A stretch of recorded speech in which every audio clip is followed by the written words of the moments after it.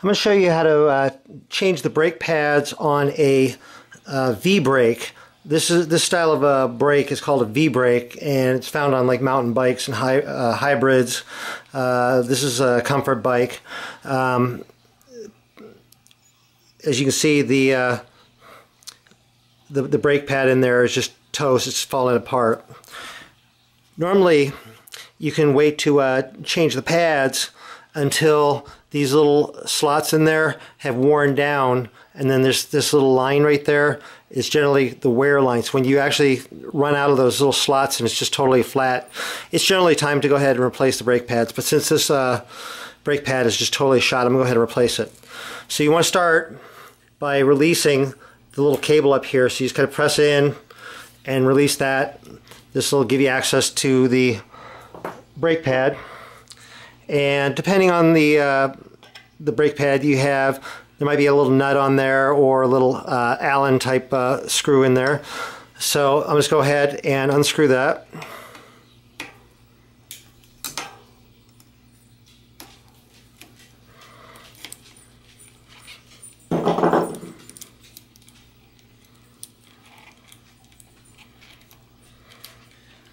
Okay, so here's the new brake shoe, and it comes with all the stuff already set up in the order that it's supposed to go on. So go ahead and take it apart. There's a little Allen nut, followed by just a regular flat washer, a small washer.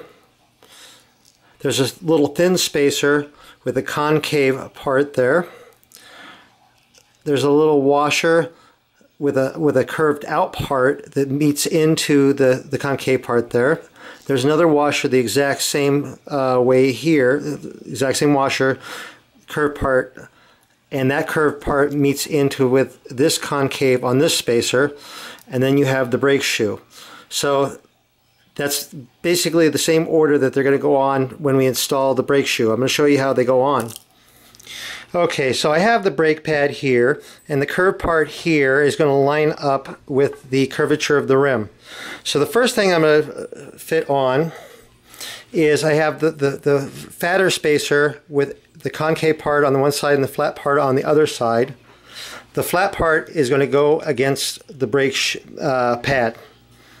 The next part that's going to go in is one of these little washers that are curved on one side and flat on the other. The curved part is going to go in to the concave part on the spacer. This setup allows me to go ahead and adjust the angle of the brake pad when I have it installed here. So that's going to go into this little slot right here. I'm going to go ahead, move it in against the rim, and I'm going to go ahead and just hold this there, and that'll just allow me to go ahead and fit the other parts on to the stud here. The next part that goes on is one of these little curved washers here, but the curved part, the flat part, is going to go against the brake part here with the curved part facing out. So I just slide that on to the stud there. The next part is another spacer here with the concave part facing in towards the rounded part of the washer. Let's slide that on. There we go. The next part that's going to go on is just this flat little washer. It's going to just slide that on there. And then comes the little Allen nut. I'll start that on by hand.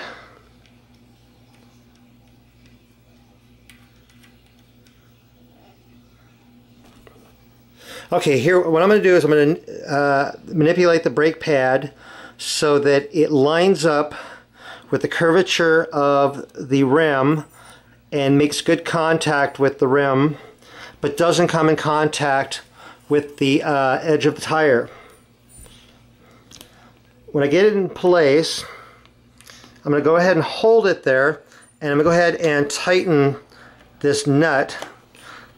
When I tighten the nut, it's going to want to kind of rotate the brake pad a little bit, so I'm going to kind of hold it so it doesn't allow it to rotate. So I get that tightened, Boom, so I got the one brake pad done. I'm going to go ahead and do the other brake pad the exact same way. Okay, now that I have both brake pads installed, I'm going to go ahead and reattach this little cable here, this little noodle, and attach it right onto there, like that. And I'll try the brakes. There's not a lot of movement there. Part of us, the brake pads now are brand new and they're not moving very much. So what I'm going to do is I'm going to go ahead and loosen this little nut right here. Just let that out just a little bit and tighten it back up. And try the brake pads again. Now I'm getting good movement, except a little too much movement. So I'm going to go ahead, loosen this just a little bit.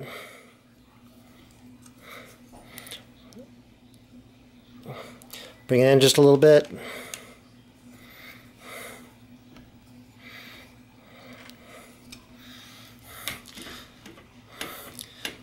Much better.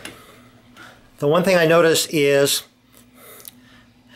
this pad, this one over here, is moving a little bit more. So I'm going to back this one out just a little bit. So there's a little screw down here.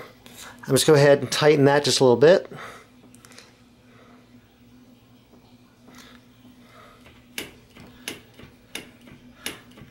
And that looks much better.